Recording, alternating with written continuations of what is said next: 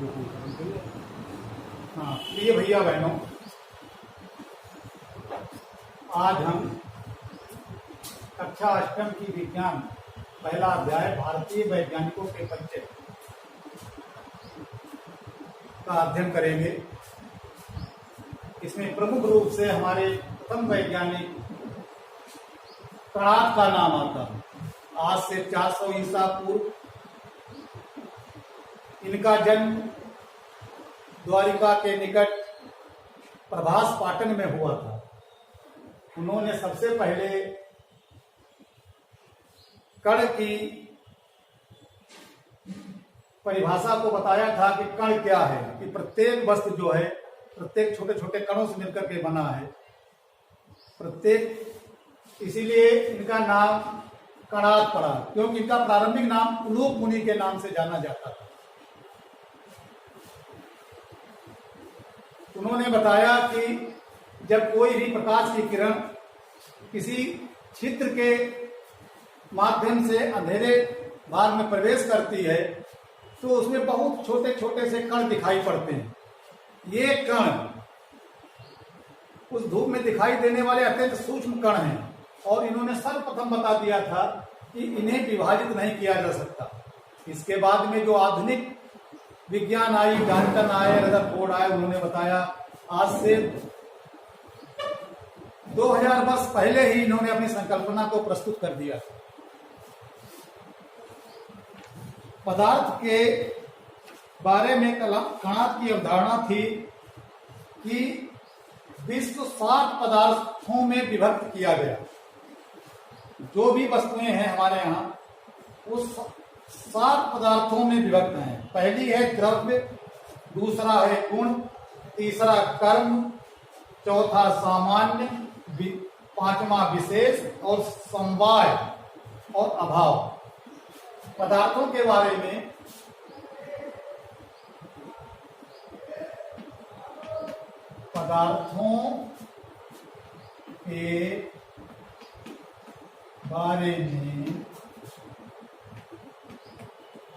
कणाद की अवधारणा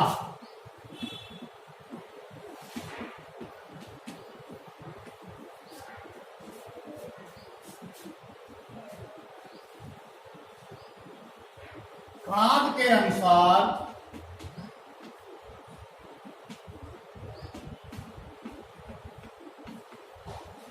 के अनुसार विश्व 7 पदार्थों में व्यक्त है।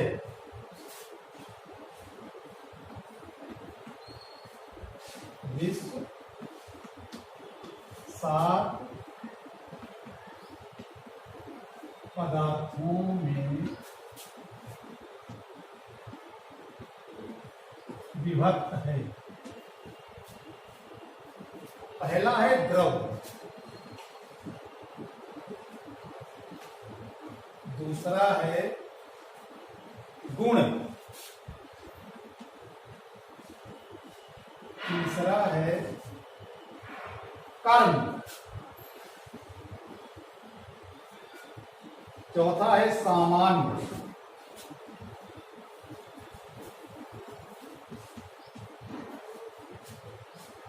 पांचवा विशेष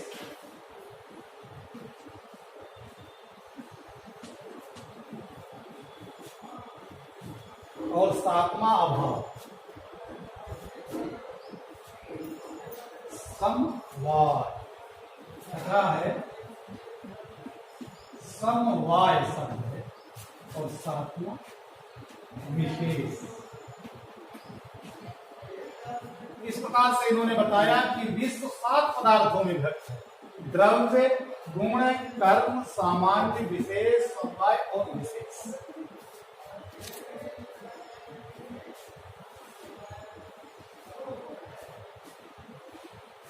इसी प्रकार से सजीव और निर्जीव वस्तुओं के बारे में वैज्ञानिक कणाद की अवधारणा थी।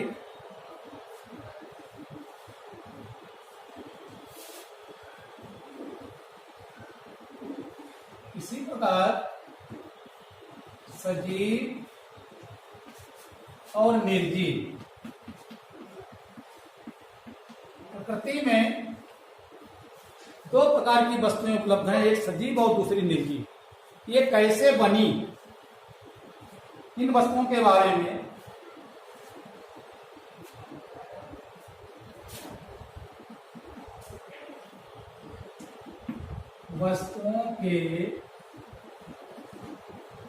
में वैज्ञानिक की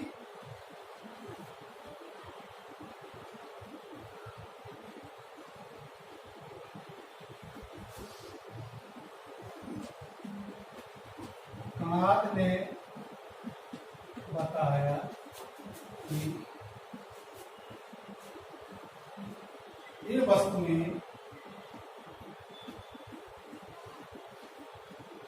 9 द्रव्यों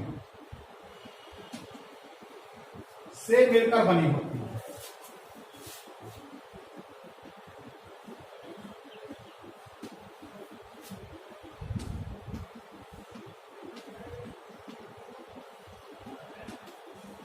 ये वस्तुएं कौन कौन सी हैं? पहली है पृथ्वी, दूसरी है जल, तीसरी है तेज, चौथी है वायु, पांचवी है आकाश,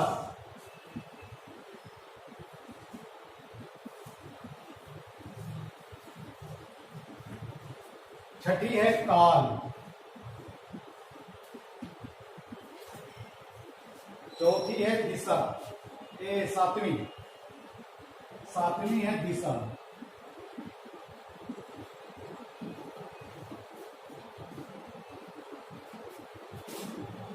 आठवीं है मन और 9वीं है आत्मा। हमारे कवियों ने भी कहा है कि जैसे जो हमारा सजीव शरीर है कैसे बनाए, क्षितिजल पावक गगन समीरा। क्षिति माने क्या है? आकाश। जल, पावक किसे कहा गया? अग्नि। क्षिति माने क्या होता है? पृथ्वी। हाँ, क्षिति माने पृथ्वी, क्षिति जल, पावक तेज से आ गया। गगन माने आकाश, समीर वायु। पंच तत्वों से मिलकर के सजीव की रचना हुई। इसी प्रकार से, परंतु ये हमारे कणाद, उन्हीं ने पहले ही बता दिया था कि सजीव और निजी वस्तुओं के बारे में बताया कि वस्तुएं 9 द्रव्य 9 पदार्थ हैं। कौन कौन से? पृथ्वी, जल, तेज, वायु, आकाश, काल, दिशा, मन और आत्मा। इस प्रकार से इनकी अवधारणा थी।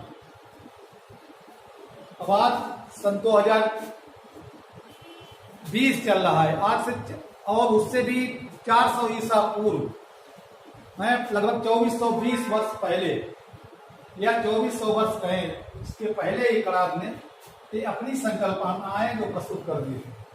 हमारा वैज्ञानिक युग तो इधर आता है 18वीं शताब्दी से, 18वीं, 19वीं, 20वीं से इसका उदय हुआ, परंतु हमारे यहाँ मनीषियों ने पहले इसके बारे में बता दिया। के बारे में कणाद की क्या अवधारणा थी? कर्म के बारे में, कर्म के बारे में कणाद की अवधारणा।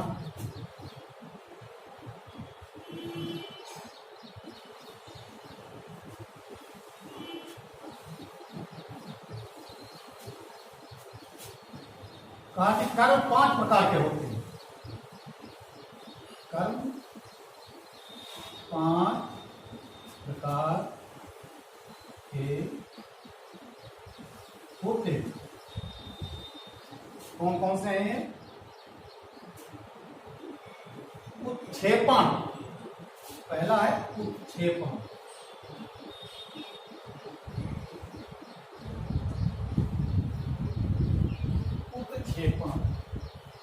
दूसरा अवक्षेपण,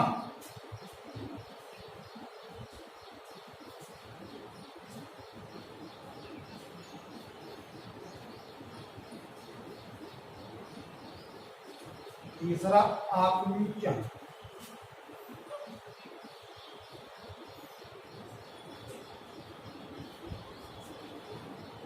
चौथा प्रसरण,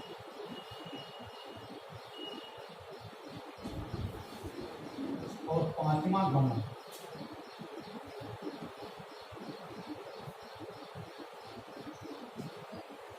ये 5 प्रकार के कर्मों को कणाद जी ने जो है बताया था। इस प्रकार से विभिन्न चीजों के बारे में उनकी अवधारणाएं अलग अलग दी गई हैं। कणाद महोदय ने ऊष्मा के बारे में भी अपने विचार प्रस्तुत किए कि वैज्ञानिक कणाद के अनुसार ऊष्मा एक प्रकार की एनर्जी है और एनर्जी को कभी भी न तो खत्म किया जा सकता और न बनाया जा सकता है। ये 18वीं शताब्दी में आया कि हमारे जो नवीन वैज्ञानिक थे, जो विदेशी वैज्ञानिक थे, उन्होंने ऊष्मा के बारे में बताया।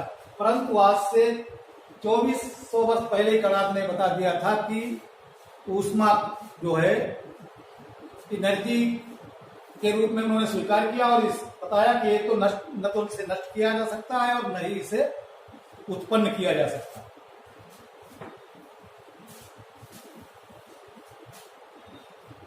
ऊष्मा के विषय में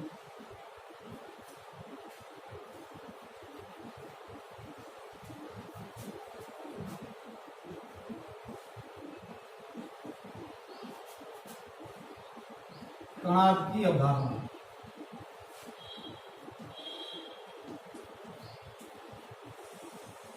क्या थी?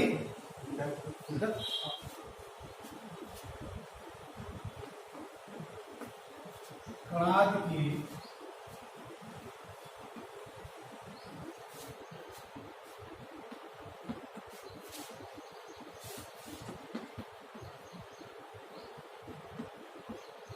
अवधारणा थी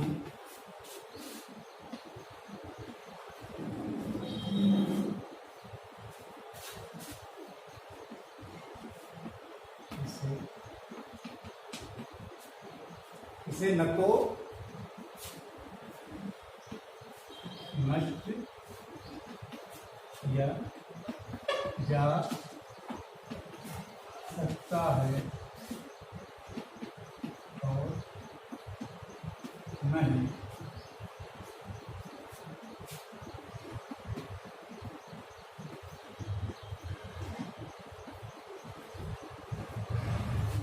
किया जा सकता।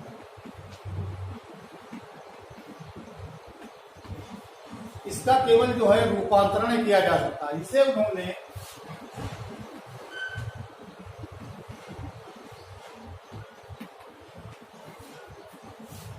एनर्जी के रूप में स्वीकार किया।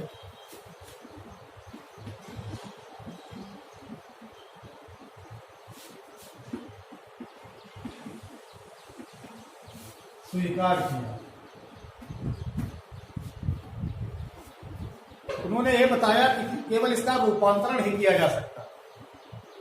इसी प्रकार से विभिन्न तथ्यों पर उन्होंने अपनी अपनी धारणाएं प्रस्तुत की। ऐसे किसी भी पेड़ पर लगा हुआ फल एक ऊष्मा के कारण ही वो उसके अंदर वृद्धि होती है और उसी के अंतर्गत ही वो पकता है और पकने के बाद में धीरे धीरे वो नष्ट भी हो जाता है।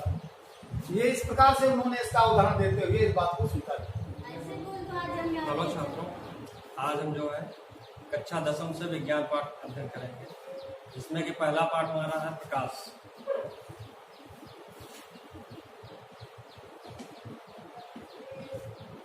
प्रकाश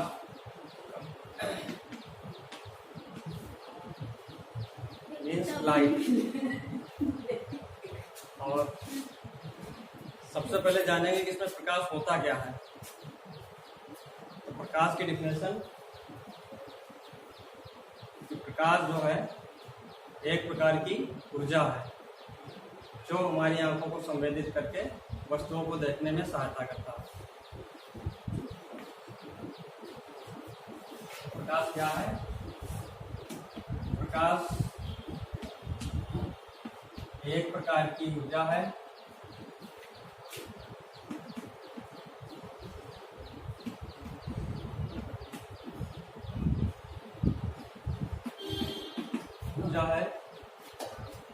जो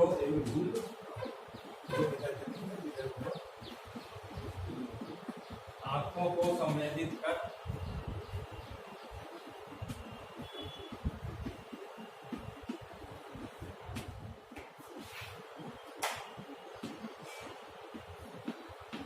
वस्तुओं को देखने में सहायता करता है।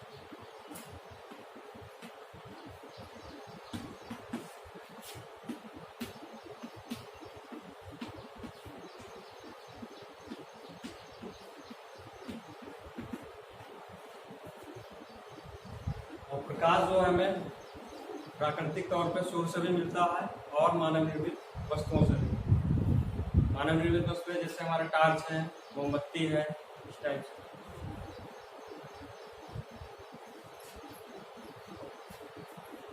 प्रकाश जो है चलता है हमेशा अपना एक सीधी रेखा में ही, और प्रकाश का वेग जो होता है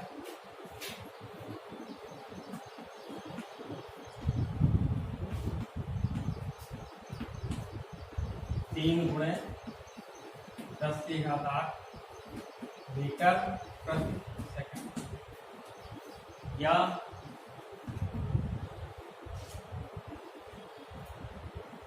3 लाख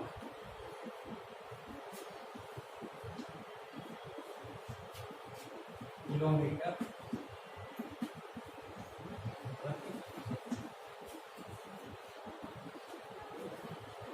अब हम आते हैं कि प्रकाश का परावर्तन। प्रकाश का परावर्तन मतलब रिफ्लेक्शन ऑफ लाइट।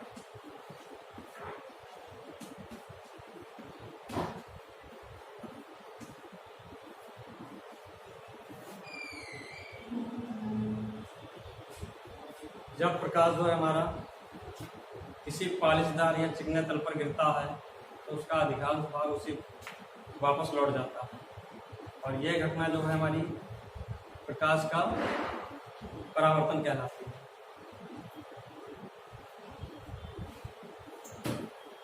जैसे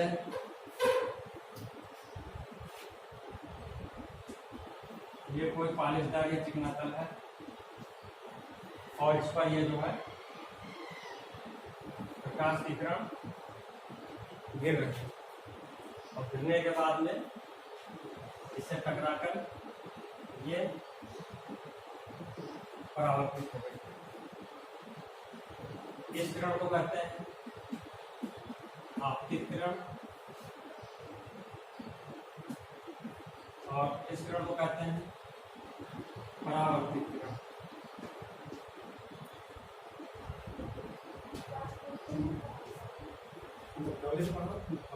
और ये इसके बीच में यहाँ से अभिलंब से डाल दें।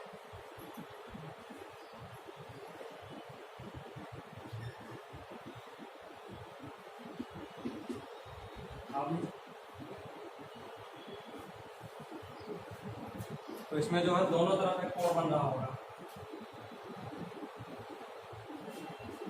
जिसको हम लोग जो है दर्शाते हैं, इसको कोण आई और इसको कोण आई। जहां पर जो है कोण आई बराबर आपतन कोण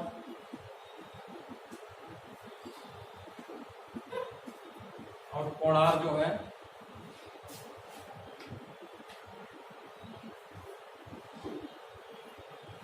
परावर्तन कोण।